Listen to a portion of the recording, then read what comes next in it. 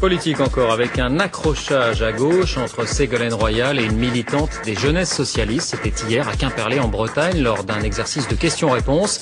La candidate à la candidature, visiblement agacée par les questions, a remis la jeune fille à sa place, sans ménagement mais avec le sourire. Depuis, Ségolène Royal a appelé Nolwenn pour la féliciter de son courage. Cette dernière, de son côté, regrette qu'elle ne lui ait pas présenté ses excuses. Comme le disent les Chinois, qui n'est pas venu sur la Grande Muraille n'est pas un brave. Et qui vient sur la Grande Muraille conquiert la bravitude. Alors on parle d'indépendance nationale. Avons-nous besoin d'autant de sous-marins nucléaires lanceurs d'engins? On en a combien? Mais je vous ferai la même réponse. Je vous ferai la même réponse. Lanceurs d'engins aujourd'hui. Nous en avons un. Non, nous en avons 7. Oui, 7. 7. Oui. Bon. Une seconde. On se respecte. La République du respect, ça vaut pour tout le monde. D'accord? D'accord. Alors, attendez. Non, vous me coupez la parole. Vous me coupez la parole, donc vous ne me respectez pas. Et vous ne respectez pas vos collègues à qui je suis en train de parler. D'accord? Donc, vous attendez une seconde que j'ai... Voilà. Alors... Jean-Pierre Canet, journaliste politique à Canal+, était dans le car au Sénégal. C'était un petit peu la première leçon de l'institutrice Ségolène Royal. C'est vraiment comme ça qu'on a appris. Je pense que vous pouvez interroger tous les journalistes qui sont là. Vous aurez au moins 80% de gens, pas parler à leur place, mais 80% de mes collègues qui ont ressenti la même chose que moi, à savoir nous étions des élèves de 5e ou 4e en voyage au ski, en journée de ski, et si on se faisait engueuler à la fin de la journée, on était un peu turbulents. Ségolène Royal et ses derniers propos sur la justice chinoise risquent de provoquer des vagues. En achevant son voyage en Chine, la candidate du PS a fait l'éloge des tribunaux chinois. Plus rapide, a-t-elle dit que les tribunaux français, surprenants quand on sait que le pays est dénoncé sans cesse pour ses violations des droits de l'homme et ses innombrables exécutions condamnées. Écoutez.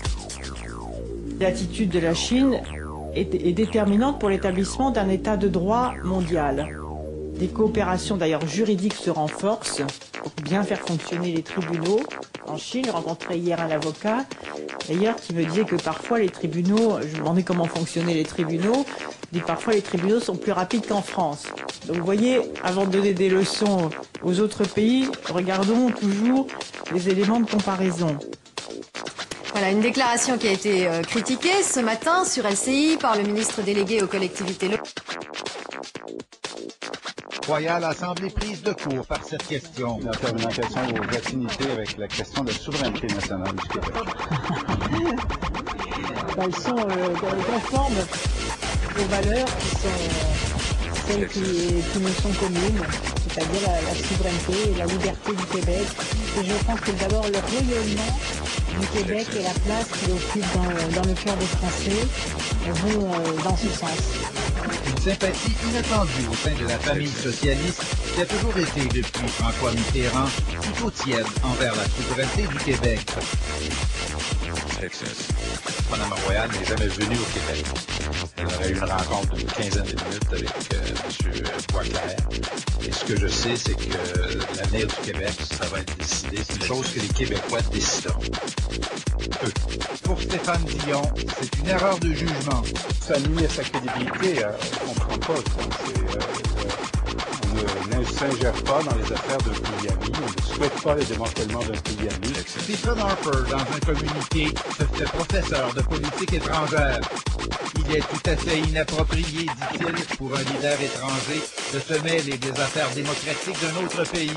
Nous nous réjouissons à la perspective de célébrer le 400e anniversaire de la fondation du Canada à Québec en compagnie du prochain président de la France. En retour, nous nous attendons à ce que le prochain président comprenne l'histoire que nous partageons.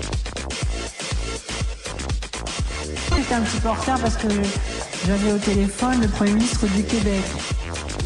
Alors, c'est vrai en plus. Vous voyez, ce que je veux dire, c'est que nous, pour l'instant, le seul écho qu'on a, c'est qu'on a l'impression que c'est comme si nous, on venait de l'autre côté, puis qu'on disait, ben, la Corse, il faudrait qu'elle soit indépendante. Pour les Français ne seraient pas contre, d'ailleurs. Peut-être bien, c'est sûr. Mais, en tout cas... Ne répétez pas ça, ça va encore faire un incident, ce coup-là, en France.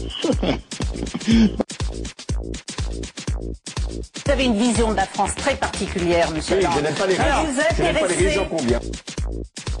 Mais sur l'ISF, vous assumez le fait de payer l'impôt sur la fortune en cumulant, oui, avec celui de mon conjoint, François. Merci beaucoup Ségolène Royal d'être venue nous voir ce matin. Texas.